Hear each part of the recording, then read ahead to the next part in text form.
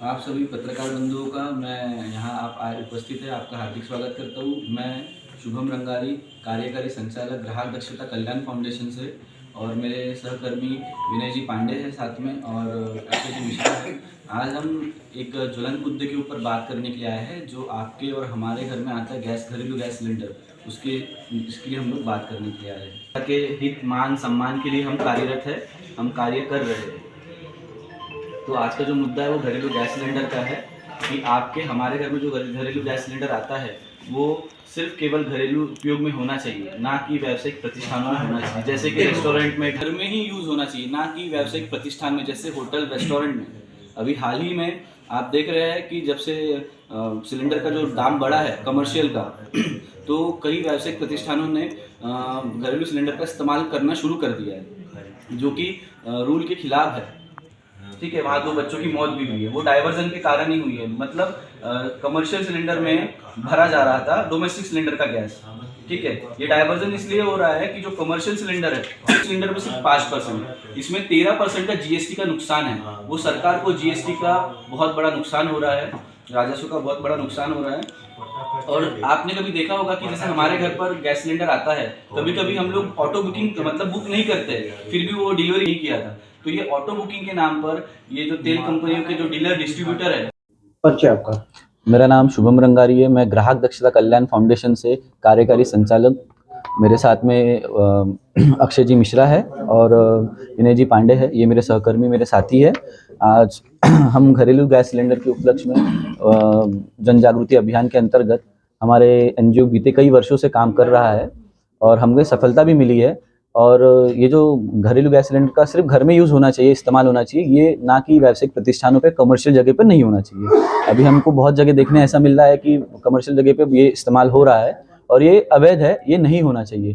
क्योंकि जो domestic cylinder उस पर 5% का जीएसटी होता है और कमर्शियल पे 18% का। अगर आप देखेंगे तो 13% का सरकार को राजस्व का, जीएसटी का नुकसान हो रहा है। और अभी आपने अभी सर आपने देखा आदमपुर बाजार में जो अभी ब्लास्ट हुआ है, कोयला बाजार आदमपुर में, तो वहाँ पर 2 बच्चों की जानें भी गई है।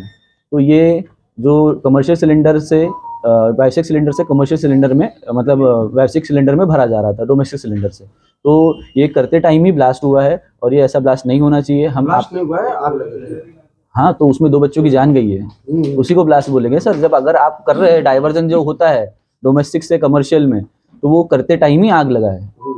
ठीक है, तो ऐसा हमने देखा है यहाँ पर। और इसके पहले भी हमने यहाँ के जो प्रशासन है, जो जिला रसद अधिकारी है, आपूर्ति अधिकारी डीएसओ उमेश चंद्र मिश्रा जी, उनको पत्र द्वारा कई बार अवगत करवाया है।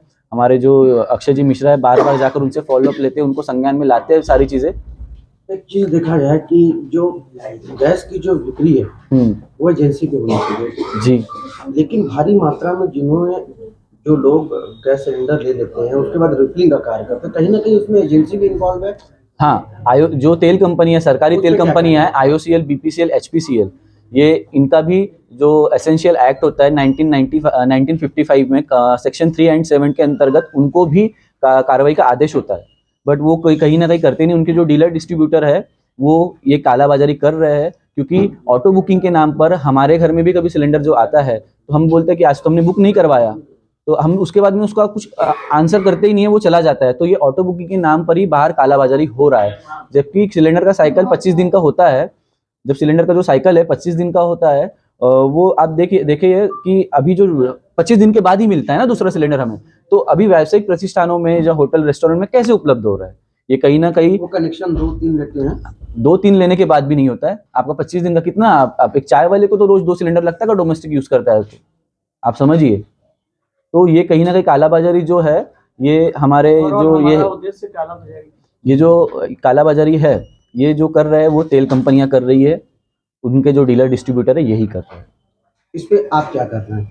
इस पे हम जन जागृति कर रहे हैं, प्रशासन को जगा रहे हैं, समय समय पे हम उनको पत्र द्वारा समझा रहे हैं ये है वो है, तो वो अभी तक उन्होंने उतना ध्यान नहीं दिया। इसलिए आज हमको यहाँ पर प्रेस कॉन्फ्रेंस लेना पड़ा। बाबा विश्वनाथ की ये नगरी है, यहाँ ऐसे अवैध तरीके से काम नहीं होना चाहिए, यही हम आपसे गुजारिश करते हैं। तो क्या लगता है कि आप एक जन जागृति से हैं और एक प्रेस कॉन्फ्रेंस करने से इसमें जन जागृति आ जाएगी? लोगों तक तो ठोस कार्रवाई क्या आप कर रहे हैं अपनी जल्द? देखिए, ठोस कार्रवाई तो यही है कि जो ये तो हम एनजीओ है, हम तो कर नहीं सकते कार्रवाई।